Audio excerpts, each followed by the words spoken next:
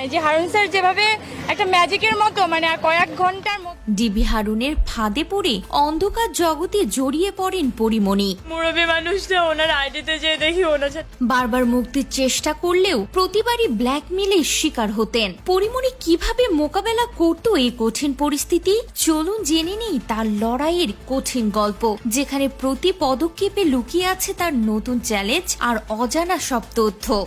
এত তাড়াতাড়ি যেভাবে স্যার সবকিছু।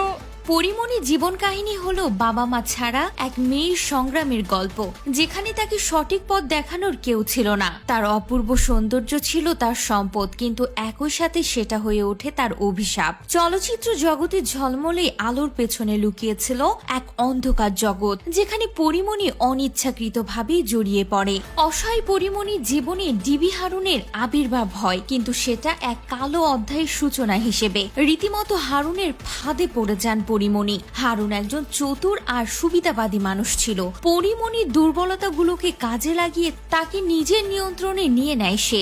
এখানে শেষ নয়, রীতিমতো পরিমণিকে কন্ট্রোল করতে থাকে ডিবি হারুন। পরিমণি হয়ে ওঠে তার এক গোপন অস্ত্র, যার মাধ্যমে সে তার শত্রুদের বিরুদ্ধে নানা অপকর্ম চালায়। শাকলাইনের সাথে জড়িত কলঙ্কজনক ঘটনা এর একটি মুখ্য উদাহরণ, যেখানে পরিমণিকে ব্যবহার করা হয় হারুনের নিজস্ব স্বার্থ হাসিল করার জন্য। পরিমণি বারবারই জীবন থেকে মুক্তি পেতে চেয়েছে, কিন্তু হারুনের কাছে তার অতীতের ভুলের প্রমাণ ছিল, যা দিয়ে সে তাকে নিয়মিত ব্ল্যাকমেল করত এবং তাকে বাধ্য করত বিভিন্ন অনৈতিক কাজ করতে। হারুনের আরেক শত্রুর সাথে জড়িত ঘটনায় পরিমণি আটক হয় এবং হারুন তাকে জেল থেকে ছাড়িয়ে আনে শুধুমাত্র নিজের স্বার্থে ব্যবহার করার জন্য। এই ঘটনার পর পরিমণি আরো গভীরে নিমজ্জিত হয় অপরাধ জগতে।